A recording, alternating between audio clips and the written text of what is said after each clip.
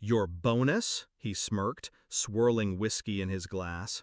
Consider it a rounding error, reallocated to where it actually matters. I nodded, silent, still.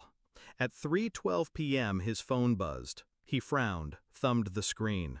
An automatic alert. Our lawyers. Schedule B activated. $7.8 million payment due in 72 hours.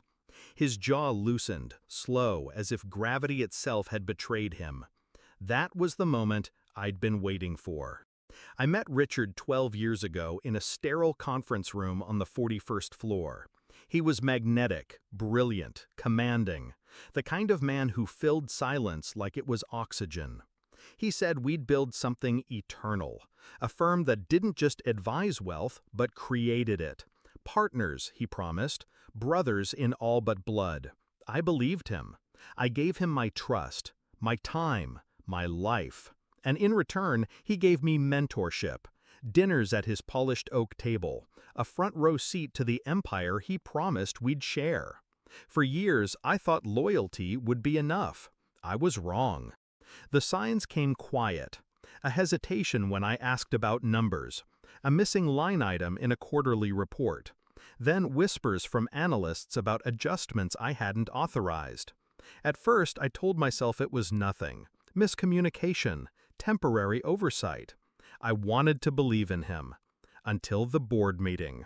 I sat in the room as he unveiled a bonus pool. Lavish, obscene. My name wasn't on the list. I kept my face still while the others clapped, but inside, I was already counting the knives in my back. Later that night, I saw the ledger. My share? Millions, rerouted under operational contingencies. His initials beside the approval.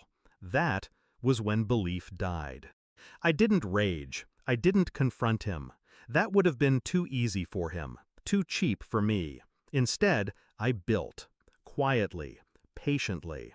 I called my lawyer, asked for a structure hidden within a structure, a clause inside a clause. Schedule B. It was a failsafe we'd joked about once, back when we trusted each other. A nuclear option in case one partner ever betrayed the other. He never thought I'd remember, never thought I'd weaponize his own words. But I remembered everything. I started with silence. I let him grow comfortable in his theft, fattened on arrogance. Behind the scenes, I moved carefully. I filed motions, shifted titles, embedded signatures in places he never looked. The kind of quiet legal engineering that only comes alive when triggered.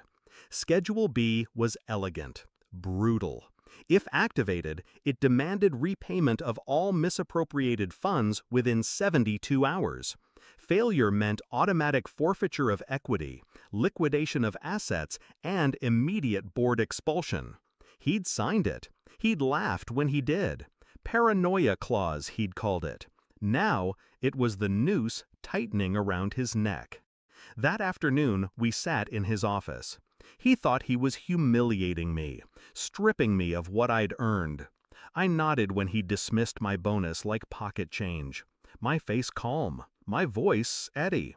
Then his phone buzzed. He read the alert once, twice. The color drained from his face. "What the hell is this?" His voice cracked, jagged. "Schedule B," I said softly. Triggered at noon. He looked up at me, eyes wide, searching for some sign of weakness, some mercy. I gave him none. "You bled me for years," I said. Called it mentorship, called it strategy. But theft by any other name is still theft. He lunged for his phone, dialing frantically. His lawyer, his CFO, his assistant. Each call hit the same wall. Schedule B is binding. Payment required. He sagged back into his chair, sweat beading on his temples. 72 hours, I reminded him. 7.8 million. The whiskey glass in his hand trembled. For once, Richard had no words. 3 days later, the board convened. He arrived disheveled, gray, hollow-eyed. No funds, no lifeline, No excuses that mattered. By vote of expulsion, his name was erased from the masthead, his office locked, his portrait removed from the wall. I watched him walk out of the building he once ruled, a man unmade not by scandal, not by scandalous press, but by the silent weight of his own signature.